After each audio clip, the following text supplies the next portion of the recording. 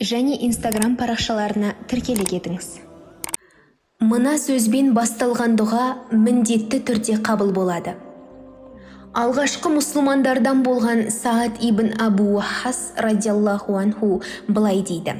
Бір күні пайғамбар мешітінде Хазіреті Османның радиаллаху анху жанынан өтіп бара жатып, оған сәлем бердім.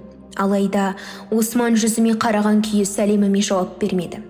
Менде мүминдердің әміршісі Хазіреті Омарға радиаллаху анху барып: «Уа мүминдердің әміршісі, ислам түсінігінде қандай да бір өзгеріс бар ма?»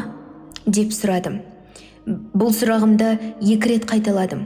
Омар радиаллаху анху да: «Жоқ, өзгерген ештеңе жоқ. Не боп қалды?» деді. Менде: «Жоқ, маңызды ештеңе жоқ. Тек жаңа ғана мешітте Осман бин Аффанның жанынан өтіп бара жатып, оған сәлем бердім. Ол болса, маған тесіле ұзақ қарап тұрып, сәлемімді қабыл алмады». Сол кезде Хазіреті Омар Османды жанына шақырып келу үшін хабаршы жіберді. Омардың радиаллаху анху шақыруына келген Османға радиаллаху анху: «Бауырың Саадтың берген сәлеміне неге жауап бермедің?» деп сұрады. Осман: «Онда ештеңе болмады» деді.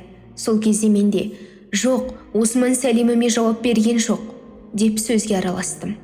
Бұған Осман тағы да: «Онда ештеңе болмады» деп алдыңғы сөзін тағы қайталады. Менде қайтпай сәлеміме жауап қайтармады дедім. Шамалы уақыттан кейін Османның есіне түсіп: Енді есіме түсті, дұрыс айтады. Бұл қылығым үшін тәубе етіп, Алладан кешірім тілеймін. Осыдан бір шама уақыт бұрын сен қасымнан өткен едің. Дәл сол уақытта пайғамбарымыздан, оған Алланың игілігі мен сәлемі болсын, естіген бір хадисті ойлап отыр едім. Пайғамбарымыздың сөзі есіме түскенде, құдды көзім мен жүрегіме перде тартылғандай болды. Көре алмайтындай, ести алмайтындай болдым да қалдым. Саад ибн Абу Уаққас сөзін әрі қарай жалғап, сол кезде мен оған: «Олай болса, ол сөзді саған мен айтайын» дедім де мынаны айттым. Бір күні пайғамбарымыз, оған Алланың салауаты мен сәлемі болсын, ең маңызды дұға жайында айтпақ болды.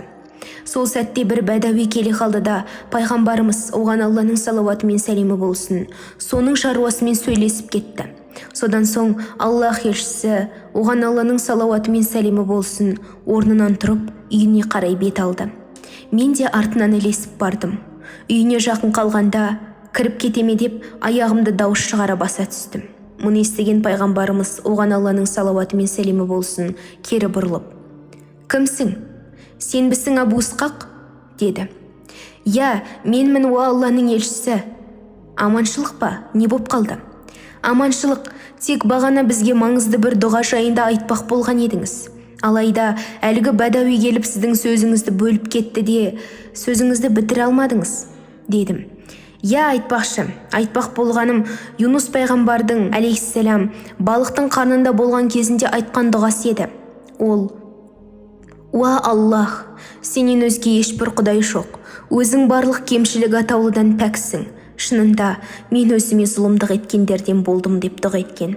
Әнбия сүресі 87 аят. Бір мұсылман дұғасын осы сөзден бастайтын болса, Аллах тағала оның дұғасын міндетті түрде қабыл етеді деді. Тирмизи. Ахмад бин Ханбал, Муснад. Ла илаха илля анта субханака инни кунту миназ залимин. Видео ұнаса, лайк басып, арнама тіркеліп, қоңыраушаны баса кетіңіз. Келесі видеода кездескенше. Ассаламу алейкум ва рахматуллахи ва баракатух.